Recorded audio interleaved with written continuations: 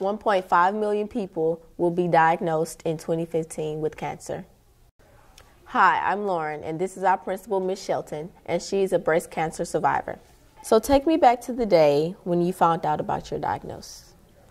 I remember vividly what had happened, which kind of made it more impactful. I had just gone for my annual checkup maybe a month before. And what happened, I found the lump myself. I don't know if I should talk about it, but it was just like a warm spot. It was warm. It was, and which is why, and I'm just going to say that early now, everybody needs to check themselves often. And I think because that did happen, I was able to tell that something was different. So I just made an appointment to go back to see my doctor. And he searched and he found it. So it was really traumatic for me because I said I left the doctor's office and went straight to the lab because they sent me there immediately. And to just find that out all in one day, I can't forget it. I tried to, but it was kind of hard. It was hard, but yeah. And how did your friends and family take it? And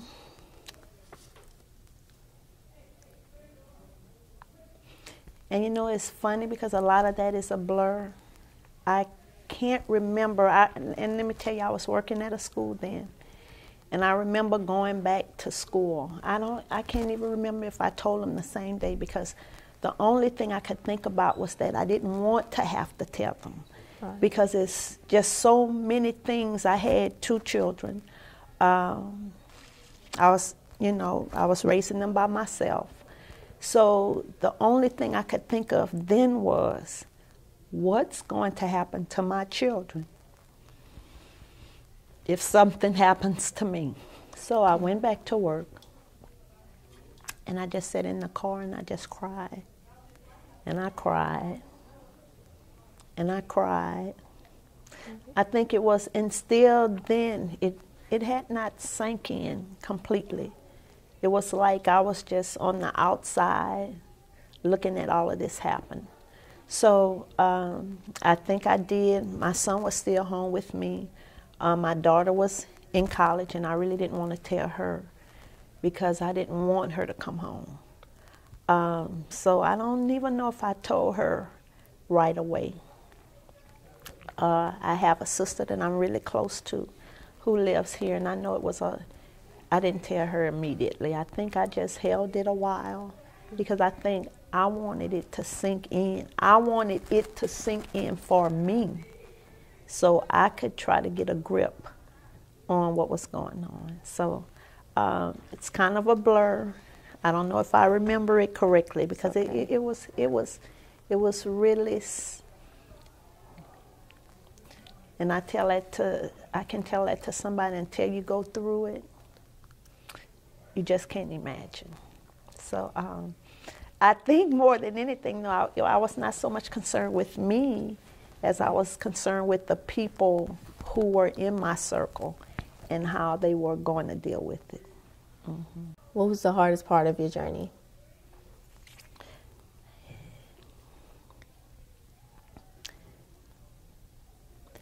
I guess the hardest part was finally realizing that it was what it was. Because let me tell you, I think I've always been sort of a spiritual person. You know, I've always attended church, but that really doesn't mean going to church is not what it's about. Yeah. I think I became more spiritual, and because of that, and people will believe that's so strange. Once I started it, I just had to do what I had to do. I believe that day I found out was probably the last day I cried because it was like, okay, this is where I am. I trust and believe, but that's the spiritual part of it. Everything happens for a reason. Right. So it was not for me to question it, because I didn't. But where did I go from there? Whatever, went on, I did do my treatment at MD Anderson. So, I met with my doctors. What they told me to do is what I did. Tried to eat right, still exercised, because that was something I was doing even before then. And it was, I just trusted and I believed that he would fulfill his promise, whatever that would be. And even today I tell people, because I love my life, but if for some reason I succumb to something right now, I have no regrets. Because if what I've been through can help somebody. So, it's just knowing, I knew where I wanted to go. I wasn't ready to go yet. I let the Lord know that, and I don't know if I should discuss religion, but that's the only thing that sustained me. Right. Knowing that his hand was in all of this. And if it was something else he had planned for me to do, and I think Washington, Marion was that, I wasn't going anywhere yet. So I just, got ready. We went on. I did have, I think it was 14-hour surgery to remove the tumor. And then after that, I just started my treatment. So what would be the message you would provide for the women? First, everybody needs to get checked. If you have family members who have already been diagnosed, I would look into try to get in check more often. They put the age at a certain time. Anyone who is in my family needs to get checked, because it is there. I want everybody to know that, at one point, because my mom was a cancer survivor, it's not a death sentence. I think you have to be positive. I think even through my journey, I think I was positive, not so much for me, but for those people around me. It's just, we all go through journeys.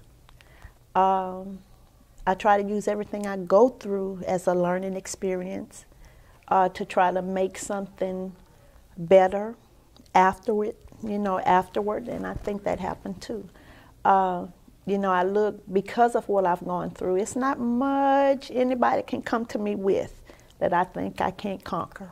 Mm-hmm. Because I believe once I've gone through this and came out victorious, I can go through anything. And that's just how I feel, with any challenge. That may be naive, but that's the way it is. So they have to be positive. They have to find people who are positive around them. And I just think you need to go to who controls everything. And that's not you, Lauren, that's not me, but it's a higher power. And whatever that power is for you, you need to embrace it and just do what you have to do. And that's basically what it was. All right, thank you. Thank you.